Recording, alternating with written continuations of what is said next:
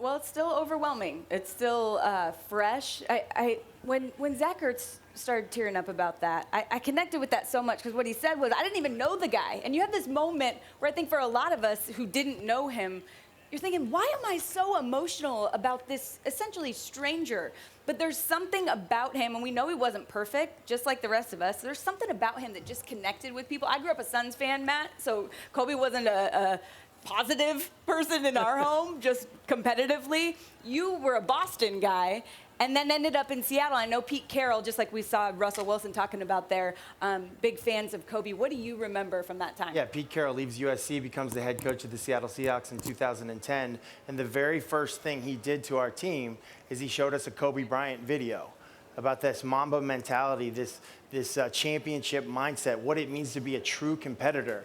And Pete Carroll was like, don't miss this. If you can't grasp this, you can't be here. This is what we're going to be all about. And as a Celtics fan, I didn't want to love what Kobe was saying, but I did. It like resonated and it hit home. And I said to myself, like, this guy has a vision and a plan and knows what the foundation and what this team's going to be. And I would just say that this Kobe Bryant mentality still exists in Seattle. It's clear when you listen to Russell Wilson talk or Pete Carroll talk, they talk the way he talked. It's that championship mindset, and that will live on in Seattle and Pete Carroll teams for sure. Yeah, it is an example of it's okay to want to dominate somebody. It's okay that after you win one, you can win another, and you can win another. That type of drive, that type of competitiveness even made it into our locker room in terms of winning championships and what's your favorite championship? You know, even Brady would say it's the next one. You know, and that's part of Kobe. Kobe, I mean, he got 5, and I'm sure he would talk about it wasn't enough. We should have had 6. We should have had 7. But that's just an example of the Mamba mentality and how it made it even to pro football. I mean, it wasn't basketball. The drive and the competitiveness was respected across all sports. I think for me, it's just hard to talk about Kobe. Kobe Bryant was some of the greatest athletes of our world, of this generation's athlete, you know. Yes. And I'll take it back to when I was a kid, being able to respect and look at a man like Michael Jordan and everything he meant to the game of basketball. And you know how many kids around the world tried to emulate Michael Jordan, to come out with commercials, I want to be just like Mike. And here comes a young kid straight out of high school to be able to get to the NBA and just show us everything that we tried to do in the backyard to try to emulate arguably the greatest basketball player. But he put a stamp on this world, not just in basketball, but just as a whole.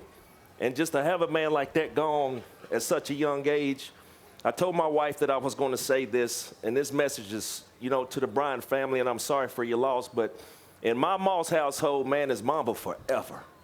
And I just want, you know, I'm sorry that I'm up here emotional, but that's the first time I've heard anything about Kobe Bryant since his death.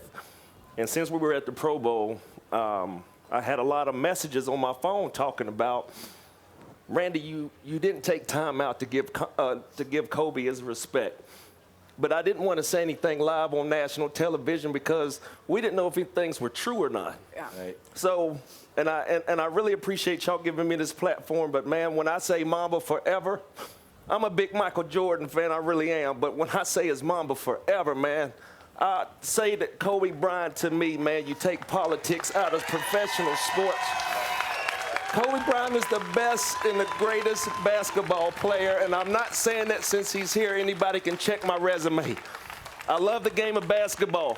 Kobe Bryant, man, is the greatest basketball player. No disrespect to any other greats out there.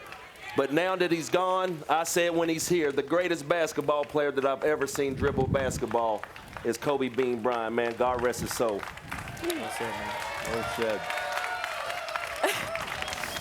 Randy, thank you.